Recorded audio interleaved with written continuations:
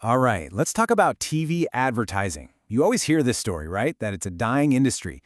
But some brand new numbers coming out of Japan, well, they paint a totally different picture. It's not a story about an industry that's dying, but one that's transforming. So let's break it down. So, here's the big question we're all asking. Is traditional TV advertising really on the decline? Is the golden age over? We hear this constantly. But you know, the latest data tells us the answer. It's not a simple yes or no. Okay, let's just start with the headline number that's got everyone talking, minus 16%.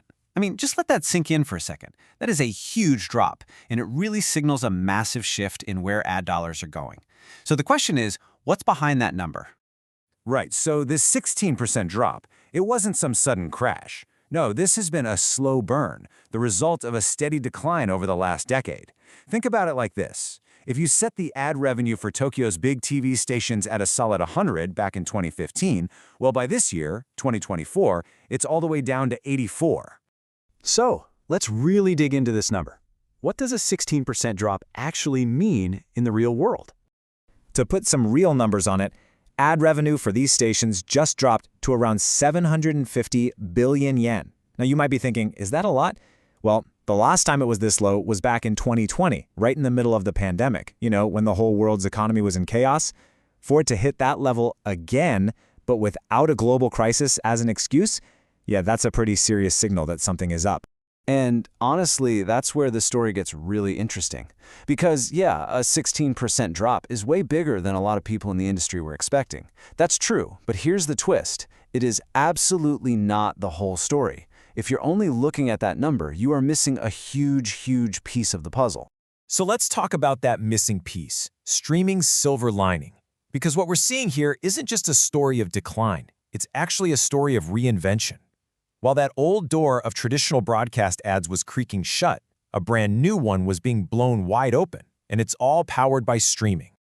So this chart, this is the story we've been hearing for years, right?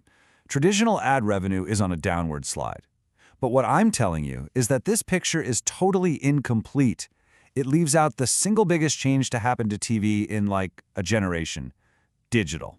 So what's that missing piece? It's all the digital money. While everyone was focused on the broadcast numbers going down, revenue from streaming platforms, services like TVer or the TV station's own apps, that revenue was quietly but powerfully surging upwards. And this is what happens when you put it all together. You take that shrinking broadcast revenue, but then you stack the growing digital ad money right on top of it. Suddenly, the picture completely changes. The business model isn't just dying, it's evolving. That decline we saw, it's being offset by this powerful new stream of income. Now, just a quick side note here. It's worth pointing out that every station kind of calculates its digital revenue a little differently. So what we're looking at with these combined totals is a really solid estimate of the trend, not necessarily a line item to the penny exact figure. Okay, so the whole industry is in this massive state of change. But what about the individual players? I mean, this isn't a situation where a rising tide lifts all boats equally. Not at all. Some stations are navigating this change way better than others. And this table kind of gives us a peek at that. You can see how the different stations are handling this shift. For instance, you might have one station whose traditional broadcast numbers are taking a hit, but bam, they're making up for it with just explosive growth in their digital streaming ads. And that's the key takeaway here. To win in this new world, you can't just be good at one or the other. You have to win on both fronts, broadcast and digital. Okay, so all of this brings us to the really big picture stuff, the future of TV ads. What does this all actually mean for the future? Because we're not just looking at numbers on a spreadsheet changing. We are literally watching the definition of what television is change right before our eyes. And the industry actually has a term for this new reality. They call it converged TV.